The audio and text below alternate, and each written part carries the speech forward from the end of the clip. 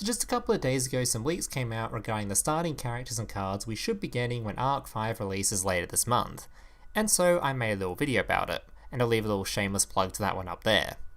But as it turns out, the leaks got something wrong. So I'm sorry DD fans, but it looks like Konami may have kicked Declan to the side for now. Probably a good thing considering the 3-card pendulum zones combined with continuous effects of DDD were probably just going to lead to a lot of disappointment anyway. But don't worry, the leak wasn't actually wrong, the character is still coming, it'll just be at a later date. But how exactly do we know the leak was wrong? Well, that's because we just got ourselves another massive leak, this one much bigger than the first, showcasing the 4 starting characters, so the 3 starting characters plus the secret one, as well as 12 brand new cards we're going to be seeing from them as gate rewards. Now just before I get into these characters and cards, just a friendly reminder that if you enjoy any of the content you are watching or find any of it useful, so please leave a like on the video down below and consider subscribing whilst you're down there. I'm getting pretty close to 50k now, so I'd appreciate all the subs I can get, especially if you're one of the people who has watched multiple videos of mine now and still hasn't hit the sub button. Come on guys, it's the least you can do for free content. Alright, so before we get into the new characters, let's give a little update to the 2 characters that were leaked earlier. Starting with Yuyu.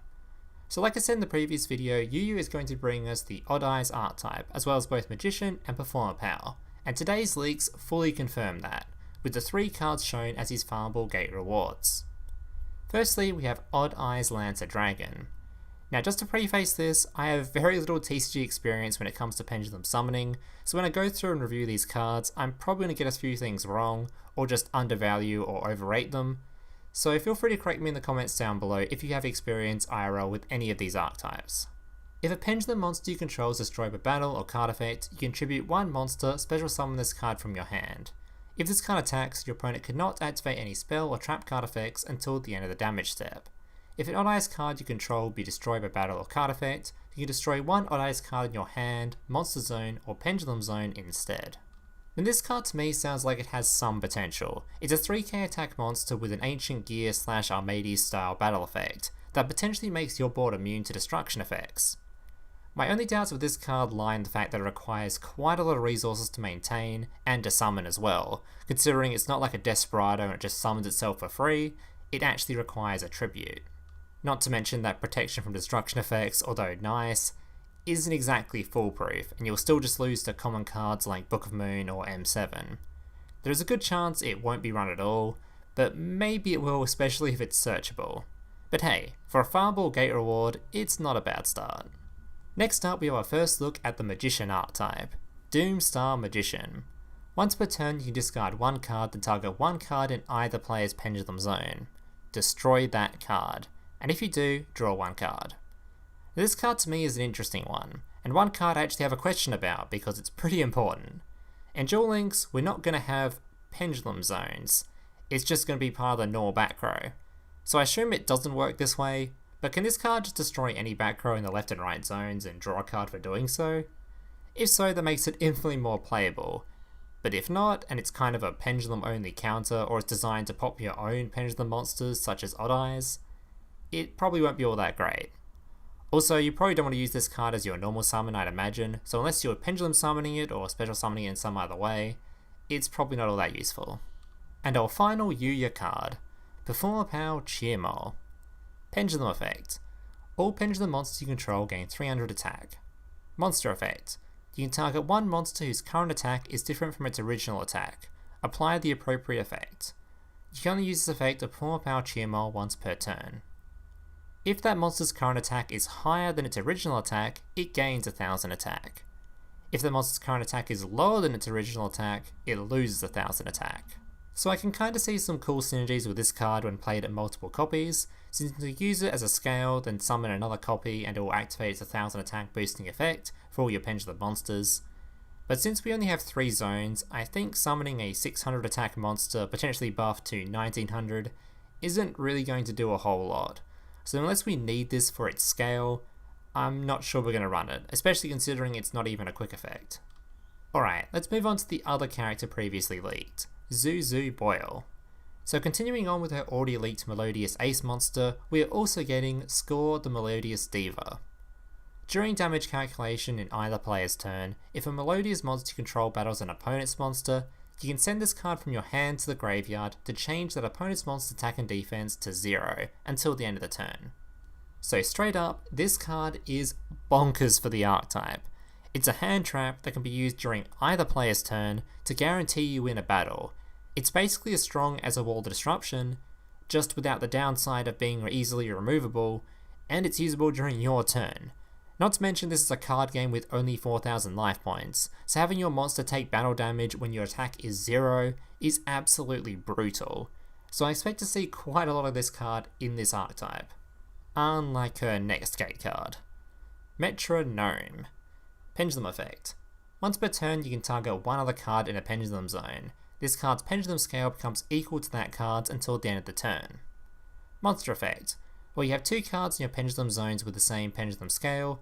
This card gains attack and defense equal to the pendulum scale times 100, and can attack your opponent directly. If this card inflicts battle damage to your opponent by a direct attack, destroy all cards in the pendulum zones. Yes, obviously this card synergizes with itself, and if you go against an opponent who is playing pendulum, this card can destroy some stuff. But it also destroys your own stuff. The only real benefit I see to using this card is obviously just for some cheese wins via a 2000 plus attack direct hit, but it seems like it would rely way too heavily on having itself out in play already to get the equal pendulum scales, so I'm not very convinced on this one. And her final card, Crystal Rose. Once per turn you can send one Gem Knight or Melodious monster from your hand or deck to the graveyard, and if you do, this card's name becomes the sent monster's name until the end phase. If this card is in your graveyard, you can banish one fusion monster from your graveyard, special summon this card in defense position. You can only use this effect of Crystal Rose once per turn. And this card seems very bonkers. First of all, it's just a straight up Foolish Burial, which I know for Melodious have some graveyard synergy stuff with Songstress, but is especially bonkers for Gem Knight, considering cards like Lazuli. And secondly, this card is just a fusion substitute for any of your specific fusion monsters for both archetypes that can recycle itself from the graveyard. Actually a really nasty card, and I expect it will be run or at least trialed in both archetypes. Now we move on to the brand new leaked characters, both of which providing support for existing, strong archetypes in Duel Links, which is bonkers by the way, as essentially means that no matter what, we are going to get new support via cards and probably skills as well, on day one for decks that are already proven to be strong, so hopefully this will just make them stronger. Starting us off with the new boys, we have Gong Strong, with his Super Heavy Samurai. The first card we are getting from Gong is Super Heavy Samurai Cannon. You can target one Super Heavy Samurai monster you control, equip this monster from your hand or your side of the field to that target. It gains 1000 defense. During the Aya player's battle phase, when your opponent activates a card effect while you control a defense position Super Heavy Samurai monster, you can banish this card from your graveyard to negate the activation, and if you do, destroy it. Then destroy as many monsters on the field as possible, minimum of 1, and if you do, both players take 1000 damage. Honestly, not very excited for this one, since its negation effect is only usable during the battle phase. It'll definitely be pretty good against people who don't know how to read and wait till battle phase to activate their effects, but other than that, it's going to be a pretty dead card. Next up, we have Super Heavy Samurai Swordsman. When this card is normal or special summoned, you can change its battle position. If a Super Heavy Samurai monster you control battles an opponent's monster, after damage calculation, the opponent's monster's attack and defense becomes 0. Sadly, just like the previous card, I am very underwhelmed by this one. It's not a horrible effect by any means, but it's definitely not something super prominent either. Generally you want to be synchro summoning big boys with your small stuff, not using it as some kind of attack reduction shield thing, especially considering the archetype already has that effect with Giga Gloves, and you can use that as material for your synchros, so I think this one's a pass from me. And the final Gong card, Super Heavy Samurai Soulclaw. You can target one Super Heavy Samurai monster you control, equip this monster from your hand or side of the field to that target. It gains 500 attack and defense. Also, it cannot be destroyed by battle. When this card is equipped to a monster by this card's effect, you can special summon this card. You can only use the effect of Super Heavy Samurai Soulclaw once per turn. Sadly, once again, just like the previous supporting card, this card is pretty dead. Offering battle protection is extremely irrelevant, to a point where I'd say 80% of your games it'll just do nothing. Nearly every deck has some kind of removal outside of battle, so I can see only one specific scenario where this card would actually be useful, and that is when you combo it with Flutist. Since Flutist protects your cards from targeting effects, it means battle may be the only out. But other than that, Gong has basically just been a massive letdown. Now moving on to our final character leaked, we have Sylvio. And what archetype is this character known for? YOSENJU. So to start us off, we have Mayo. Pendulum effect. You can target one YOSENJU card in your pendulum zone. For the rest of this turn, its pendulum scale becomes 11. Also, you cannot special summon monsters except YOSENJU monsters, even if this card leaves the field. During your end phase, return this card to hand. You can only use each pendulum effect of Mayo Hittiot once per turn. Monster effect. Cannot be special summoned except via pendulum summon. If this card is normal or special summoned, you can target one card your opponent controls, return it to hand.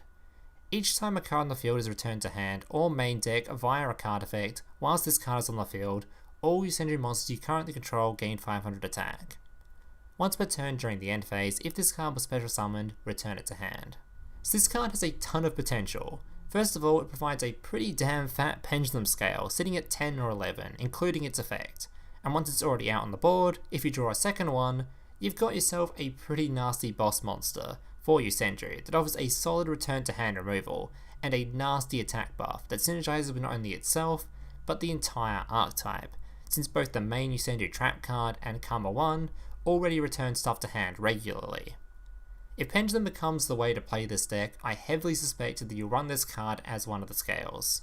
Speaking of the scales, we have YOSENJU Sinchu L. Pendulum effect. If a YOSENJU monster you control be destroyed by battle or card effect, you can destroy this card instead. Monster effect. If this card is normal summoned, change it to defense position. Your opponent cannot target YOSENJU monsters you control with card effects except for this one.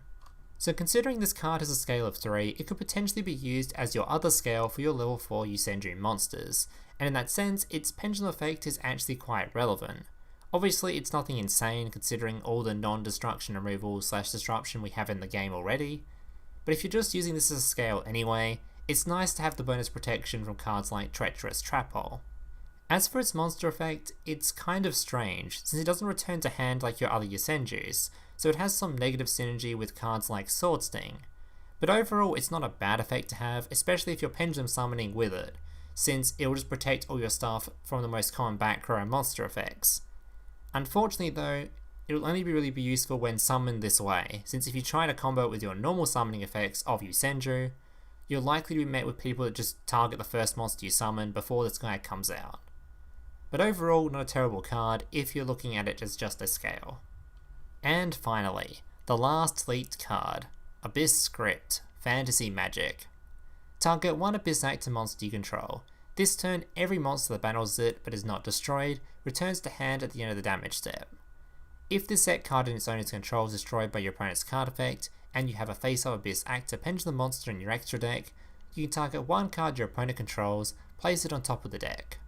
So this card obviously confirms that we are going to be getting Abyss Actors in Duel Links, which I have absolutely zero clue what they are or what they do. So as this moment, I have no way of rating whether or not this card is actually any good. So I'll leave this one up to you guys in the comment section, to people who may have actually played this archetype already. Is this spell card any good? Is it even run? Let me know down below, as well as let me know your thoughts on all the other cards shown today. Alright guys, that's going to be it for this leak video. Remember, if you enjoyed it, to drop us a like down below and consider subscribing to the channel whilst you're down there. Thank you guys for watching. Laters.